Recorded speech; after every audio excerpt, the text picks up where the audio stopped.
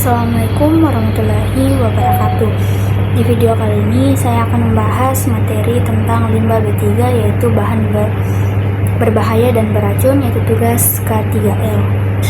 Ini yang pertama yang kita jelaskan yaitu mengklarifikasi B3, yang dimana B3 adalah singkatan dari bahan berbahaya dan beracun, yaitu zat atau bahan yang memiliki potensi membahayakan kesehatan manusia, makhluk hidup, dan mencemari lingkungan.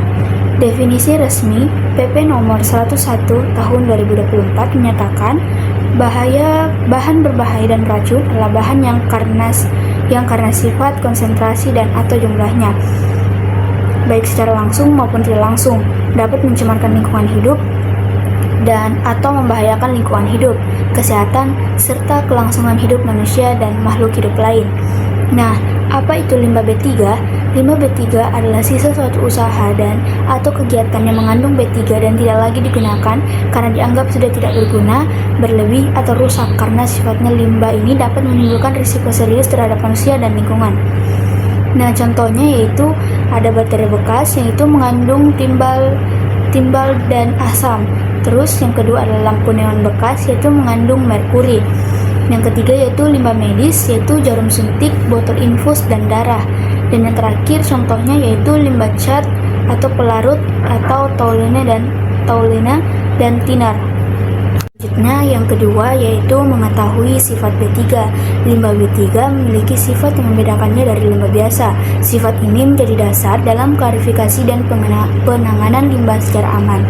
Sifat-sifat B3 itu yang pertama adalah mudah meledak atau eksplosif, dapat bereaksi secara kimia, menghasilkan gas dan tekanan tinggi yang bisa menyebabkan ledakan, misalnya amonium nitrat.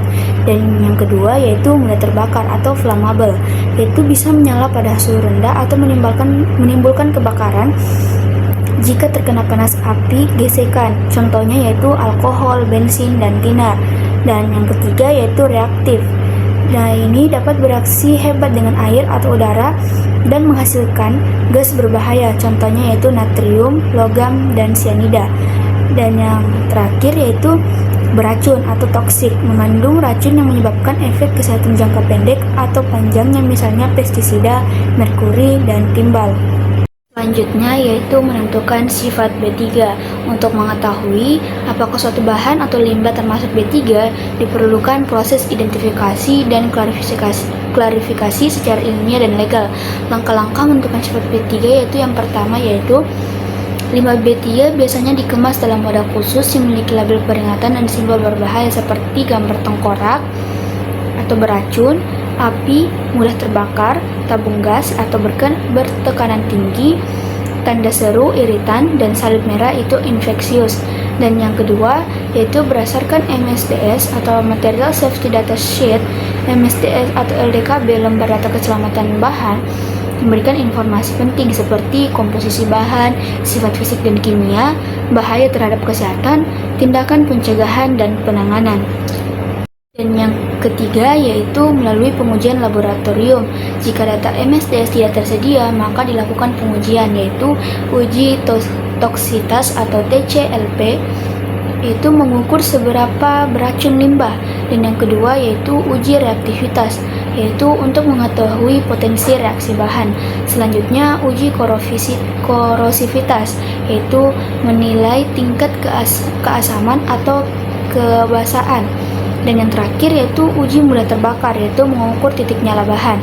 Dan yang terakhir yaitu D, klarifikasi internasional, bisa menggunakan sistem seperti UN sumber atau kode PBB, dan juga GHS atau Globally Harmonious System, dan DOT, Department of Transportation USA.